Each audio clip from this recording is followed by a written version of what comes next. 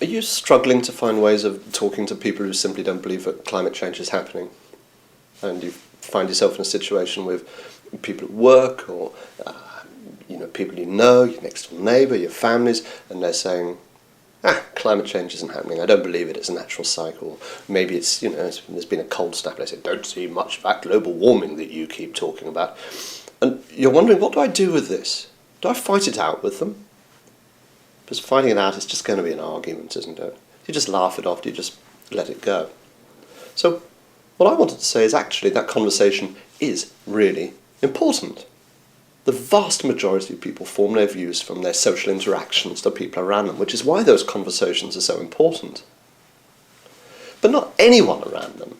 They do it with their social peers. They're in constant negotiation with what social scientists would call the social norm, trying to weigh up their own views against the views of the people around them. And the people that they listen to are the people who seem like them, share things with them, and seem to have something in common. So your starting point for talking to people like this should be trying to establish what exactly is that common ground. Actually, you have more in common with people than you might think. We all have a lot more in common with each other than we have in difference. This is the starting point. And of course, if you're talking with somebody who you already know, well, you know what you have in common with them. Maybe you work in the same place, maybe you're members of the same family. It might be that you have other things too. Maybe you share a faith. Maybe you share an interest, a passion. Maybe you share politics. There might be many things you share. These are very, very important because even though these are not directly about climate change, these are the things that people are looking for to establish whether or not they should listen to you, whether or not you are their peer, whether you are their equal, or somebody whose views need to be taken into consideration when they form their own views. Because you're seeking that common ground, it's really important that you don't go into this as an argument, that you think you are going to win or lose. Because when you have an argument with somebody, what you're emphasizing is the difference between you, not what you have in common. And many people want an argument on climate change. If you give them what they want, you're not going to move their views forward anywhere.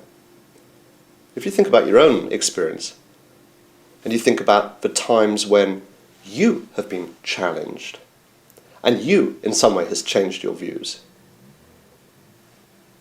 was that an argument that was won or lost? Did you ever, at the end of a conversation, someone say, you know what, you were right all along. Silly me, I was wrong, I'd roll over, you were right.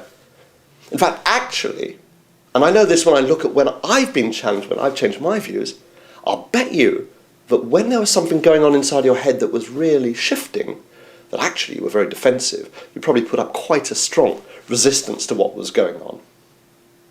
So we all carry inside us, in our own experience of when we've met people, we've had our views changed, we've had influences on us, a kind of like a roadmap for how it's best achieved.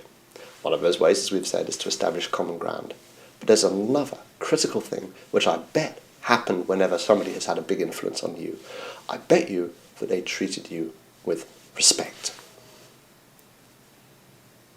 Okay, I know it's hard to feel much respect sometimes for people who are arguing with something that you think not only is hugely important, but hugely important for them too, hugely important for the whole world.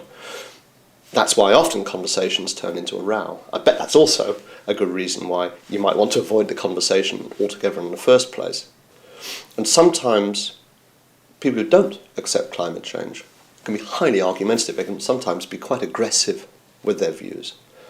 Still important you show that respect, though, for several reasons. First of all, of course, that if you don't show respect to them, you have no real grounds for asking it back, and you just get into this sort of head-to-head argument which isn't going to get you anywhere. It may be what they want, but it's not going to help change their views.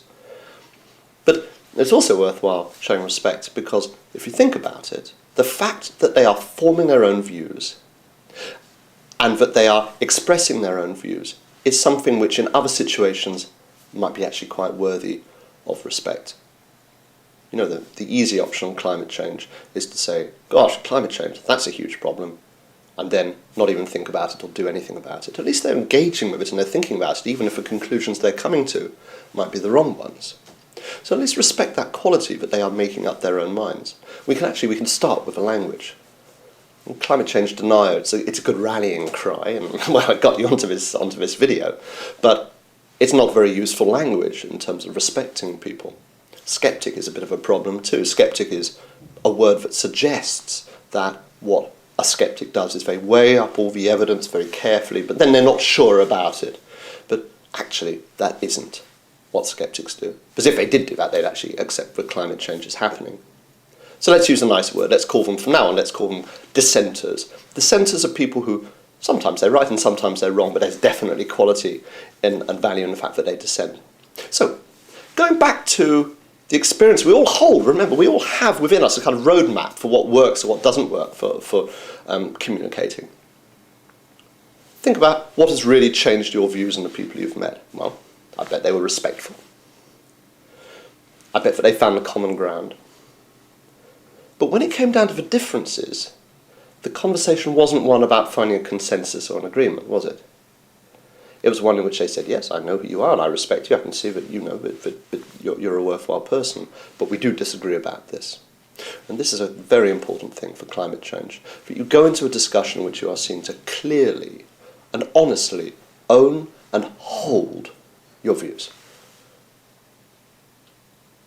There's a real problem with the way that people talk about climate change, which is why it's actually so important that you hold and own your views, which is that when we talk about climate change, we almost always do it as an external thing. And that's why so many conversations with people who don't accept climate change turn into an argument about the it. One set of data against another set of data. Is it natural cycles? Is it sunspots? We're not talking about what we actually accept or our views. Like I said, social norms affect people's beliefs because people are looking around for what other people think. Not it, not the data, but what people think. So one of the key ways to talk about climate change is to keep away from that argument about the information or the content, but to say, this is what I think. This is what I think, and this is why I think it. You know what, Uncle Bob? You're quite entitled to your views. You've obviously read a lot, but this is what I think, and this is why I think it. Not you're wrong about it, but I have my views. Because you know what? Even if you disagree about the it, you can't disagree about what you happen to think, because let's face it, that is true and you know it. And don't seek to criticise or undermine the sources of their information either, because that is another version of arguing about the it, saying, oh, the only people who tell you that are professional climate change deniers paid off by the oil industry, or they're like political extremists, or well, that may be true of some of them. It may be true that actually some of them really genuinely believe what they say. They may very well be people who are not taking money from the oil industry. And anyway, you know what? You're not going to gain anything from that argument because you are seeking to undermine and demean the people that they depend on for their information. You know what? I bet they could say similar things about the people you depend on for your information. This is, again, getting into a head-to-head about the it. Say, this is what I believe, and this is why. We also know from the social research that actually people do not form their views in any immediate moment, but they form it over time. As I said, it's a steady process of negotiation. So it is important when you tell people the views that you hold, that you explain the process by which you came to them. In other words, that you talk to them about your personal journey. You know, talking about your journey, it sounds like some kind of marketing cliche. It's not necessarily as blatant or as rough as that. It's explaining to people that you, yourself, have been on a direction from a situation where, like them, see, you're establishing the common ground, you did not accept that there was a problem, to a situation where now you do. Let's face it, there was a time when you didn't believe that climate change was happening. There is for everyone. There was, maybe, a time when you lived as if there was no tomorrow, you burnt up fossil fuel all the time, you didn't care about energy use. Now, You do care about those things, and you do care about climate change. And the more you can do to model that personal journey, the more you show them that change can come over time, and the more you can suggest to them that it is not some kind of mad cult, as they might think it is, but actually that it's something that you come to and you develop with a kind of maturity. You start to have a thought, you see something, you listen to something. How did you come on that journey? What was it which really switched you on? Was it something you read? Was it noticing how weird the weather had got? Was it some personal experience? Was it somebody you met? Share those experiences and model the way that you came to hold your views. Now we know from the social research that it is not just from the social norm, from the people around us we collect our views. We also look for views which fit well with our existing values and life experience. In other words, we look for views which fit with our existing worldview. The worldview is a technical name that can be given to the way that people frame the world around them. There's so much information out there, there's so many things to evaluate, but people actually tend to have a little box, literally, a frame through which they choose to make sense of the world around them. And this is formed for a whole lot of things, particularly people's life experience, their parents, where they grew up and so on. Sometimes faith can play a major role. Sometimes people's life experience. Of course, if someone's had a hard and rough life, they're likely to see the world as something which is quite challenging, something to fight, maybe more so than someone who's had a very privileged life. Worldview, we know, is one of the most important factors in what makes people a climate change dissenter. And it's for that reason that many of the climate change dissenters are from the same worldview. Many of them are men, considerably more than women. Many, many more of them have conservative politics, and many of them are people who are in middle age or a little older. It's a generalisation, of course, you get a widespread, but there's a particular, we'd say demographic, a particular group of people, and I'm sure you've experienced that in terms of the people you might have met. There's a reason why climate change is so challenging to this particular group of people. I think probably the main one is that for many older people, they believe that they have a social contract. They believe that they're in a world where you work hard, you save money, you build up your life and you build up your career, and as a result of that, you get certain benefits which you have an entitlement to. And with climate change feels like all of the rules have shifted, the ground has shifted. So much of the language of climate change appears to be about taking things away from people, how they're going to have less, how they're going to have a smaller car or a smaller house or not fly for their holidays and so on. And many people see this as actually pulling the rug from under their feet, especially just at the time that they feel that they finally actually managed to stand up properly. You need to recognise that when you talk to people. You need to recognise that this is challenging. You also need to recognise, actually, that some of this is just the packaging of climate change. The people who have really taken climate change to heart are people who are social progressives, environmentalists, campaigners. And therefore the whole language and the style that they've given to it has been something which fits their worldview. There's no reason actually why climate change cannot be a matter of deep concern to people who are conservative, people who are older, people who are very traditional, people who have very strong religious faith and so on. There's no reason at all. It is simply that they have not had the opportunity to take and hold it. So when you talk about climate change, try and drop all of the eco-babble, the stuff which gives it the unnecessary packaging, which doesn't help, and try and find the ways of talking about it which relates to them, their concerns, and their life experience. Above all, when you do it, be thinking about what it is that changing their views might give them that would be of benefit to them. Why on earth might they want to change their views? Apart from the fact you happen to think you're right, they've got to have some reason for wanting to do it. That's why the next thing is rewards. Rewards are really important. After all, rewards are the reason why anybody would want to do anything, and climate change is a huge issue. Overwhelming, it can be frightening, it can be terrifying. If people sense in their engagement with you that it's having those effects on you, they may very reasonably decide they don't want to change their views and accept climate change. many people already keep themselves in a state of quite deliberate under-information about climate change for this reason. On the internet, scarcely a minute of looking around will give you as much information as you would actually ever need to make a decision on it. And people deliberately keep it at arm's length. So when it comes to rewards, it is partly in your own actions and your own behaviour showing that it is adding something to your life and the meaning of your life. But it's also recognising the values of the people you're speaking to. And often, for people who do not believe in climate change, they are nonetheless have very strong values in other areas.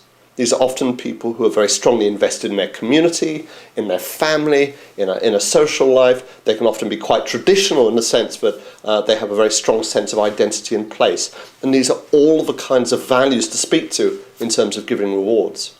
And we can also decouple the big issue, which is climate change, from the solutions. Because you don't have to accept the whole package of climate change in order to see the reasons for solutions. And one of the things we know psychologically is if people start on a set of actions, for example, they start insulating their homes, they start travelling differently, they start maybe consuming differently, that those actions alone, even if they don't yet fully accept climate change, can bring behind them a change in attitudes. It makes it so much more possible, if you're changing the way you live, to accept that there might be a wider global reason for that change. All right, so putting it together, well, first thing, this isn't a shopping list. You're not going to work through these things one by one. This is just kind of game plan for how you might engage with, I don't know, what should we say, Uncle Bob, okay? Uncle Bob, with family occasions, he always tries to get into a little bit of banter with you about climate change. He kind of he kind of wants to take the piss, but, actually there's other stuff going on behind it. So how might we deal with it? Well, we might say, common ground. You and me, we've got a lot in common, Bob. You've got the family and so on. And you know what? I really respect, actually, the way that you make up your own mind about things. Respect. The way you sorted out that problem that I had with Auntie Joan, and I felt you really stood up for me, and I really respect that about you. But, okay, this climate change stuff, we don't agree. I don't agree with you about this because I personally really do think that we have a problem. Okay, hold your own views. Don't get into the argument about the pros and cons of the natural cycles and so on. Just say, well, I really do hold this view. And it's taken me a while to get there. I didn't always think in it. I too, I took a while to think there was something going on. But, okay, tell your journey. But, for me, I just felt, last summer when we had that really weird weather, and look, there's something going on. It's going on. You look back on your own life. Okay, connect it to them and their own experience. There's something going on which is weird with the weather. We all know that. And, hey, when every scientist in the world says there's a problem, well, for me, that's good enough. Okay, but it's not about them. You're not challenging them on the science. You're just saying, for you personally, that's something that enables you to hold it. Right?